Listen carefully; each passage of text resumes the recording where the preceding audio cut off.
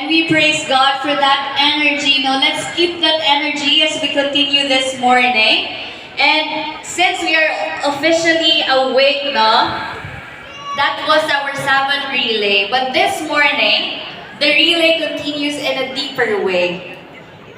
Yes, relay continues not through high fives, but through stories of how God worked during our masterclass sessions this week. So for our next part, we will have 5 youth delegates to share with us kung ano ilan natuna during the masterclass sessions nga nabatian ang ton kada hapon, no? So we have learned about love, about healing, about burnout, about how to live for it forever, and our identity, no? So different topics mo na hope. And so we will learn kung anong ilang nagpa-inspire sa ila. So without further ado, I guess, let us invite our 5 youth delegates to join us on stage. Doon ka nagyo sa aton. Move a little.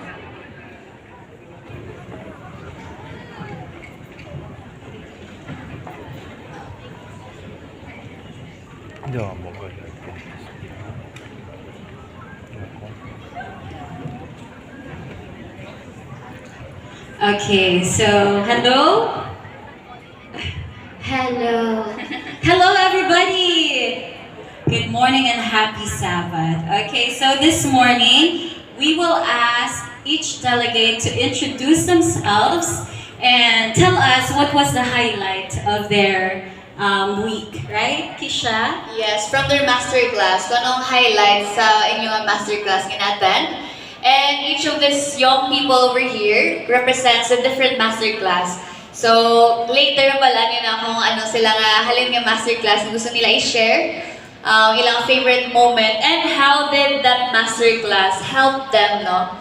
Identify or reveal ang need pa nila nga improve, no? Okay, so let us start first, I guess, Manahog. Let us allow them to have a very short introduction lang about yourself and ano yun na ba siya sa buong adla. Let us start with this beautiful lady over here. Good morning, everyone. Happy Sabbath. My name is Deborah Silva and quite kulagit, no? Kaya medyo prepared man, pero daw hindi man prepared. But anyway, yes, my name is Deborah. Hello, good morning. My name is Catherine Nicole Mendoñez and I'm from AAB. What I'm feeling today, I feel a little nervous, but also very blessed for this opportunity to share. Good morning everyone, my name is Mary Joy Almen. Ako feel ko sa is grabe nga nervous ganyan. Pero praise God, I'm so excited to fellowship with you. Hello, my name is Josh Diamante. Close friends call me JM. I am from Fortune Town, I stay at this church. I'm very glad to be here. My name is Justin Raynor Verjano from Metro Backwal, and I'm really blessed to be here today and thank God it's Sabbath so we can rest from our worldly cares and worship God this Sabbath. Thank you so much to our beautiful and handsome delegates. So this morning, you will just answer 2 questions.